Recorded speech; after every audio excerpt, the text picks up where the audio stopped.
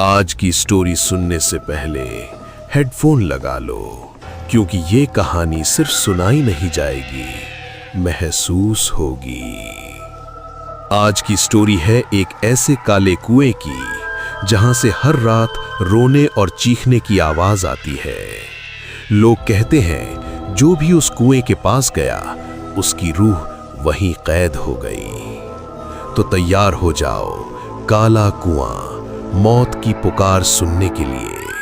हर कहानी का एक सच होता है और हर सच डरावना होता है। कहानी जो नींद छीन ले। घने जंगलों और पहाड़ियों के बीच बसा था एक छोटा सा गांव, भैरवपुर। इस गांव के बाहर एक पुराना टूटा हुआ कुआं था, जिसे लोग काला कुआं कहते थे। दिन में भी कोई उसके पास जाने की हिम्मत नहीं करता था।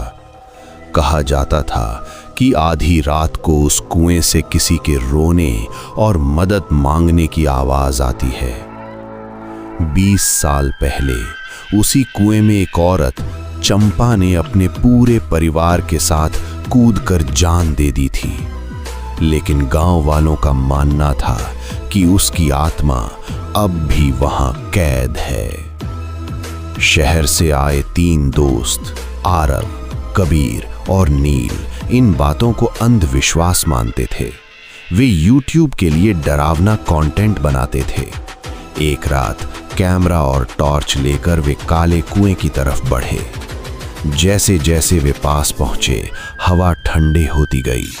कुएं के अंदर से धीमी धीमी सिसकियों की आवाज आने लगी। नील ने कैमरा ऑन किया। तभी अचानक किसी ने आरव का नाम फुसफुसा कर पुकारा। आरव? वो सन्न रह गया। कुएं के अंदर झांकते ही उसे एक औरत का चेहरा दिखाई दिया।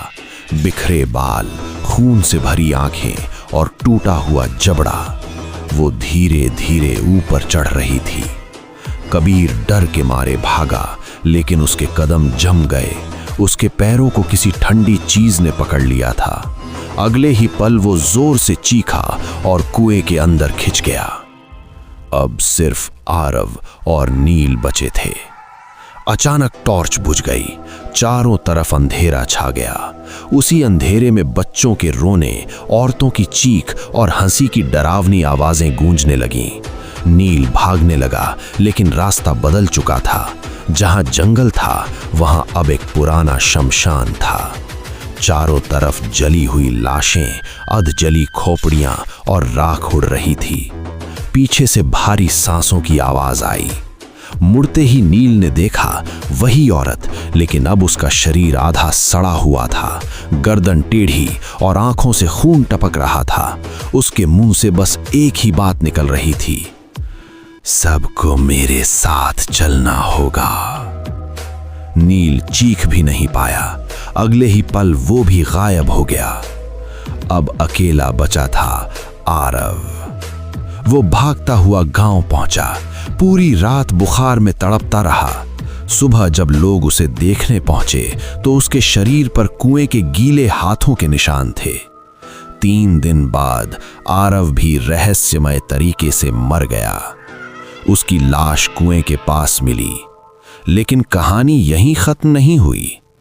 अब हर अमावस्या की रात उस कुएं से 3 आवाजें आती हैं, आरव, कबीर और नील की।